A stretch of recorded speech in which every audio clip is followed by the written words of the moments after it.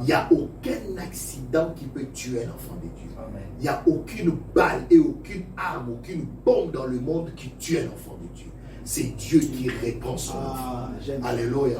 Car la Bible dit, parce qu'il y a une nuance, la Bible dit, car Dieu a tant aimé le monde qu'il a donné son Fils unique, afin que quiconque qui croit en lui ne périsse pas. Or, périsse pas n'est pas qu'il ne meurt pas. Il y a une nuance, il y a une différence. Périsse veut dire aussi, tu as été tué de quelque chose. Tu es mort d'une chose. Or, nous, on ne périt pas. Donc, il n'y a rien qui nous tue. On peut dire, il est mort du sida. Il est mort du coronavirus, mais nous, chrétiens, nous savons par la foi, selon les Écritures, Dieu n'a utilisé que le coronavirus pour me récupérer. C'est ça, la vérité. Ok? C'est ça, la Bible. Ok? C'est ça, la parole de Dieu. On peut dire Alléluia? Amen. Alléluia. Ok? C'est ça, la vérité. C'est ça, la parole de Dieu.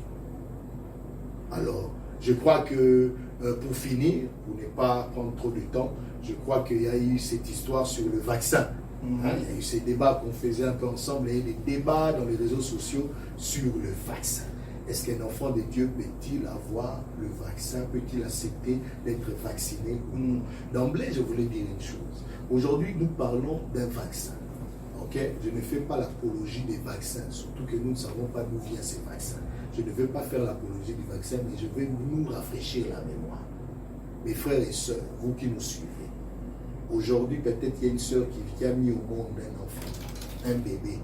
Ok? Avant que cet enfant vienne au monde, tu as eu des vaccins.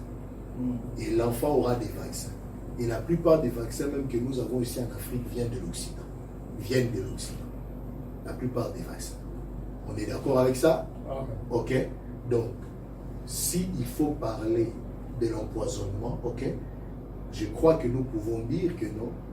Ces hommes qui sont derrière ces vaccins, ces poisons qui veulent empoisonner le monde ou l'Africain par les vaccins, n'ont pas attendu coronavirus.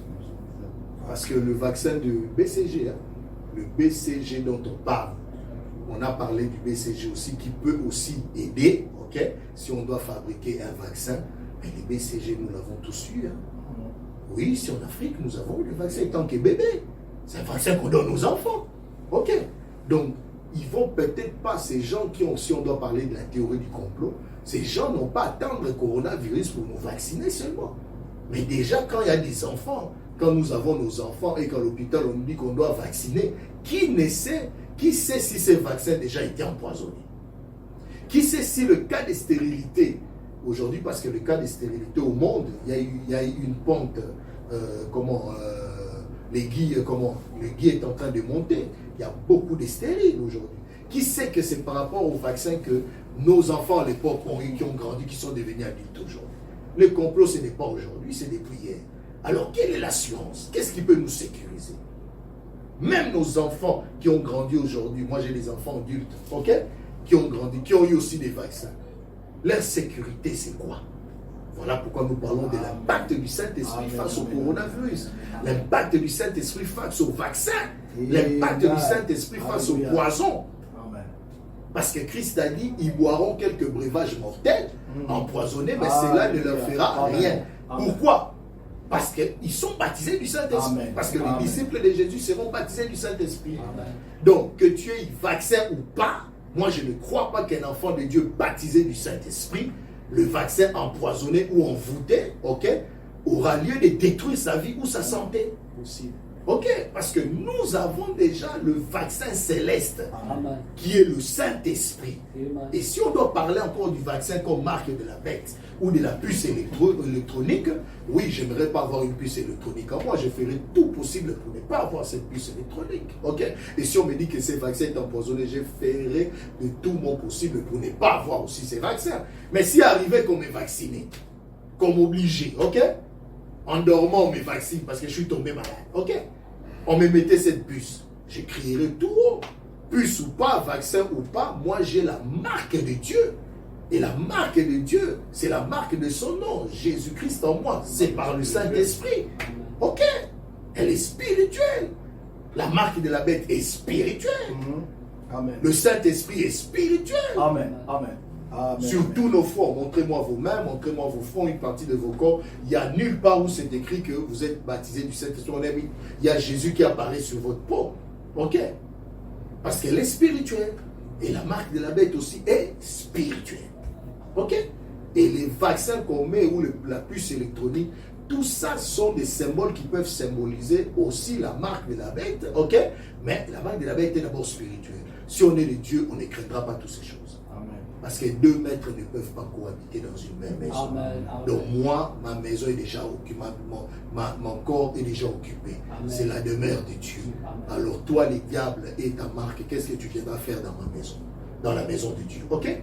Dans la demeure de Dieu. C'est ça la vérité. Donc les vaccins, vous parlez d'un grand complot, ça me fait rire. Parce que les vaccins, on en a eu. Hein? Et vous croyez qu'on attend après coronavirus pour vous vacciner, oui. Mais les vaccins, on en a eu, on en a les vaccins. Tu n'as pas été vacciné du... Oui, il y a 3 ans ici à Kim, 3 ans, 4 ans. Fièvre jaune, choléra. Oui. On vient d'être vacciné dans des maisons. C'est vrai que moi, je n'ai pas eu ces vaccins, je n'étais pas là à la maison, mais mes enfants l'ont eu. Ok? Donc si on doit parler des vaccins, donc la foi d'abord.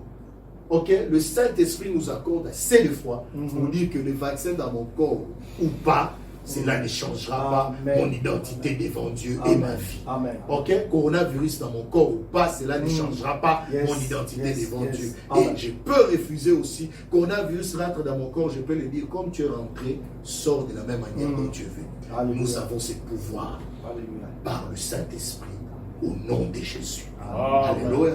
Je crois que jusque-là, nous avons bien parlé de la part du Seigneur.